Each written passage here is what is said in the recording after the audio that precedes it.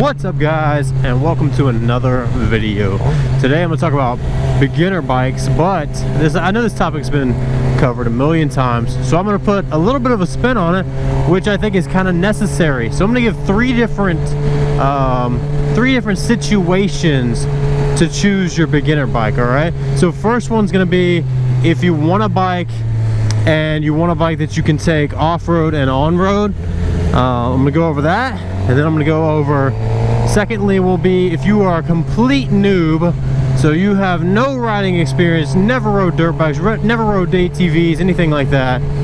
That's going to be the second situation. Third situation is going to be someone who has a lot of dirt bike experience, ATV experience, anything with two wheels or close to something like a dirt bike. All right, so category one is going to be basically an enduro or dual sport. And me personally, I feel like if it's your first bike and you're going to get an enduro or a dual sport, say you live like in the mountains and you got a lot of trails you can take it on, I would say go with like a 250, something like a WR 250 or a CRF 250L. Even I think Kawasaki makes like a KLX 250 now. So I would just be, because of seat height and because of the weight of the bike, I would personally go with a 250 if you have never ridden something like that before. Because if you go to like something like, say, what is that bike? The 650 enduros or the DR 650 or something like that, or even like the DR 400. Those bikes are very tall and they're very heavy, and if you're not used to the balance of a bike like that, I would say those bikes are just gonna be too much. So that's category one. I would say go with something like a dual sport or an enduro 250 style. Category two would be someone who has no riding experience whatsoever, and wants their first motorcycle as far as street bikes. I would say personally, I'm not gonna say a specific bike, but I would say go with like a 250 to up to like a 500cc bike, just because those bikes tend to be lighter. The seat height is usually a little bit less, a little lower, so it's gonna be easier to flat foot, easier to balance, and the throttle is gonna be a lot more forgiving than something like what I'm on. I'm on a GSX-R 750, a lot more power and a lot more torque. So like I said, anything from like a Ninja 250, CBR 250 up to like the Ninja 400 or the CBR 500, something like that, I would personally just say stick with something between those sizes, a 250cc up to a 500cc if you have no riding experience whatsoever. I personally started on a LTD 550 years ago, and I had riding experience, and even that bike was heavy, and it took me a while to get used to it. So third category is going to be something like someone who has a lot of riding experience on two wheels, but not specifically on bikes, on motorcycles.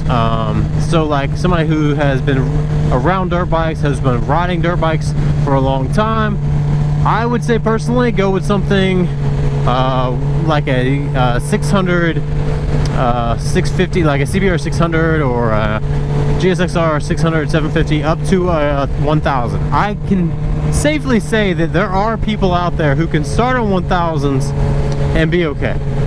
Now that doesn't go for everyone, because obviously there's some people out there who should definitely not be starting on something that big and that powerful.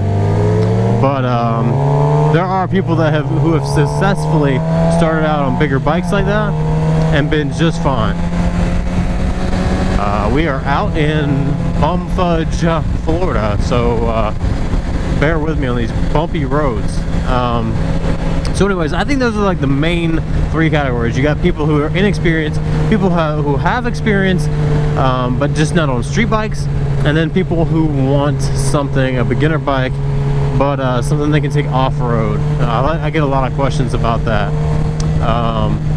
So like I said, the third category is kind of touchy. It really depends on the person. Like I'll say, just for an example, Heather's brother He's, you know, in mid-20s. He's been riding his dirt bike, like racing dirt bikes, since he was a little kid. I mean, the guy, he's very, very capable on a dirt bike, okay? He started out on a GSXR 750. A lot of people will say that bike's too powerful, but he has so much riding experience that he was able just to hop on that bike, and within like a week, he was like completely used to it. Obviously it was a big change as far as like ergonomics and stuff like that, but power wise he's already used to a throttle, he's used to using the front and rear brakes, he's used to you know, torque, and that's the biggest thing to me is people who aren't used to that much power, because bikes are powerful. You get something like a 250 or a 300cc dirt bike, or sorry, street bike, and you're looking at about as much power as like a Ford Mustang or something like that. That's how powerful even small bikes are. Small bikes can outrun 90% of cars on the street, and that's just a fact. They're just lighter, the power to weight ratio is just a lot more. You get somebody like on even like say like an R6 or a CBR 600, that bike can outrun 95% of cars on the road. And then you get something like a 1000 or even a 750cc. Those bikes can outrun practically every car on the road. 99% of the cars. You have to have like something like $1 million car to compete with a $16,000 bike. It's unreal. Like, bikes are just stupid fast. So taking that into consideration, when you go out and you're starting to ride, you're starting out, you're new on bikes, just think about the long run, and just, you know, take your time and start slow. You know, you don't have to start out on a 600 or a 1000 or anything like that. Start out with what's comfortable for you. I think that's the best advice I can give. It's just everyone's different, you know. Some people can start out on 1000s and be completely fine. Other people can start on a 250 and scare themselves into never riding again. It happens all the time. So, alright guys, I'm gonna head out on that note. I know this topic's been beat to death and there's a million videos on it, but I feel like so many people only say that you can start out on a very small bike, and I don't think that's necessarily true. It really depends on the person and the situation and the experience level they have. So, alright guys, I will catch you in the next video. Peace and ride safe.